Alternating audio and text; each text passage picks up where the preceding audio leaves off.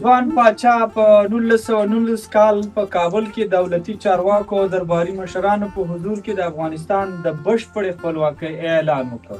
د برطانوي هند استازي ته یې په ښکاره وویل چې افغانستان نور په خپلو کورنیو او بهرنیو چارو کې د هېڅ بهرني ځواک مداخله نه مني. همدارنګه غازي امان الله خان وویل چې ما خپل ځان او هیواد د انګریزانو له غلامۍ خلاص کړ او تاسې باید د هیواد د پرمختګ، علم او د ازادۍ د ساتلو لپاره مبارزه وکړئ. دا یوازې د باچا غږ نه و، دا د ټول ملت د خپلواکۍ غږ و. نو راځئ مامون صاحب لومړی به وپوهېږو چې د یو ملګري نه به واورو چې غازي امان الله خان څوک و، معلومات به رایي.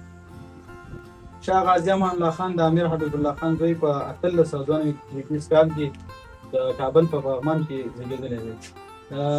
د هغې په 1919 کال د اګست په 19 باندې انګریزانو څخه ازادي واخیستله او افغانستان یې خپلواک اعلان کړ. هغه په افغانستان څخه د باندې ووت او د سویس په زورخ کې په 1980 یعنې په 88 کلنۍ کې دا وفات شو. بېرته په جلال آباد خاورو ته وسپاره. ځینې خلک خو بیا دا هم وایي هغه امپراتوري چې د زوال وخت یې راورسېږي نو د کابل په غېږه باندې قدم کېږدي. د دې خپلواکۍ د ترلاسه کولو په مبارزه کې افغان ولس سرتېرو، قومي مشرانو او علماو هم مهم رول درلود.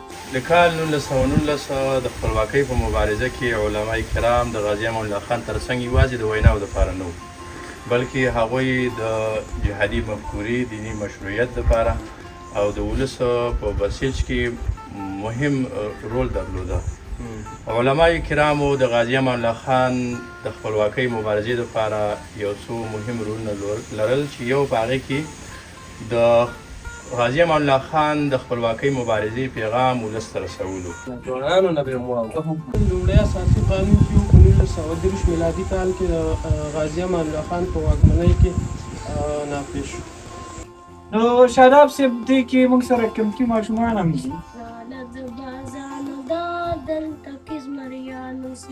دا د نن بچیان لري، دا د پرګنو وطن، دا د ننګیالو وطن، دا د ننګیالو وطن، دا د ننګیالو وطن، دا د ننګیالو وطن، دا د آزادۍ خاوره، دا د جګړو وطن، دا د ننګیالو وطن، دا د ننګیالو وطن. د اسد 28مه زموږ د ګران هېواد د خپلواکۍ د ویاړ، اتحاد او یووالي ورځ ده. په یاده ورځ موږ د خپلو ورونو او مشرانو قربانیو لمانځنه کوو، چا چې د خپل هېواد د ازادۍ لپاره نه ستړي کېدونکي هلې ځلې او جنګونه وکړل. لکه څرنګه چې یو شاعر وایي، ازادي مې څه په سوال ګټلې نه ده، ازادي مې څه په سوال ګټلې نه ده، هر یو کاڼی د افغان په وینو رنګ دی. I truly think that our elders, that they fought bravely for the freedom of our land and they sacrificed much time for us. نو ښه دا نور ملګري به واورو. نو سرکل نه بیا هم یو څوک تسل خان هم څه لري راغلی دی، پیغام به لري. په 1919 کال کې د افغانانو او انګریزانو ترمنځ جګړه پیل شوه چې دا جګړه د هېواد د ازادۍ، ارادې او عزت جګړه وه چې د افغانانو په ګټه پای ته ورسېده. امان الله خان د دې سترې مبارزې مشر او سمبول و. دې ستر غازي د افغانستان لپاره د یو نوي راتلونکي خوب درلود.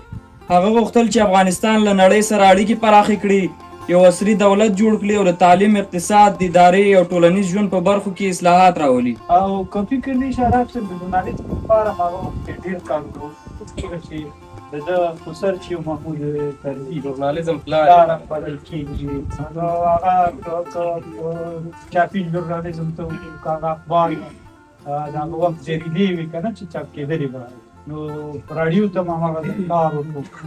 د ټلویزیون دپاره هم هڅې کېدلې، خو بیا وروسته هغه هڅې شنډې پاتې شوې. تر ټولو مهمه خبره دا چې غازي امان الله خان کومه قرباني د دې هېواد لپاره ورکړې چې هېواد یې بیا د جګړو ښکار نه کړ. په افغانستان کې د اول ځل لپاره راډیو د شاه غازي امان الله خان په وخت کې رامنځته شو. غازي امان الله خان په 1919 کال کې د اپریل په 14مه نیټه د خپلواکۍ اعلان وکړو او په 1919 کال کې د اکسیډ په 19مه نیټه ازادي ترلاسه کړه. امان الله خان د هېواد د خپلواکۍ په اړه موخه او تګلاره د افغانستان خلکو ته داسې څرګنده کړې ده: ای د افغانستان مظلوم ملت، د پلار د شهادت پر وخت به په کابل کې د سلطنت وکیل وم او اوس د خدای جل جلاله په توکل د امانت د درون پیټې مې په غاړه واخیست. مامون صاحب زموږ لخوا او د دغه ناستو ځوانانو لخوا د افغانستان ټول غیور او پتمن ولس ته یو ځل بیا هم د ازادۍ 107 کلیزه مبارک وي او په دې هیله چې ټول د دې هېواد د پرمختګ او سوکالۍ لپاره کار وکړو. نو موږ او تاسې به خدای په اماني اخلو، خو دغه پروګرام بیا هم په نغمو ختموو او د شاه غازي امان الله خان یو ترنم به راته فرید علمدار راوړي. تور کمیس دې د بخمل کمر بند د طلا، تور کمیس دې د بخمل کبر بند د طلا، و غازی امان الله شاه غازی امان الله شاه غازی امان الله. اے نقشه کې کور د افغان جوړ شو، غازی امان الله شاه غازی امان الله. نقشه کې کور د افغان جوړ شو، غازی امان الله شاه غازی امان الله.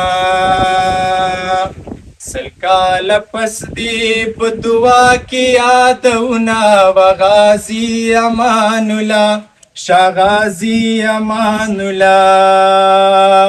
تور کمیس دی د بخمل کمر بند د طلا، تور کمیس دی د بخمل کمر بند د طلا، و غازی امان الله شاه غازی امان الله شاه غازی امان الله.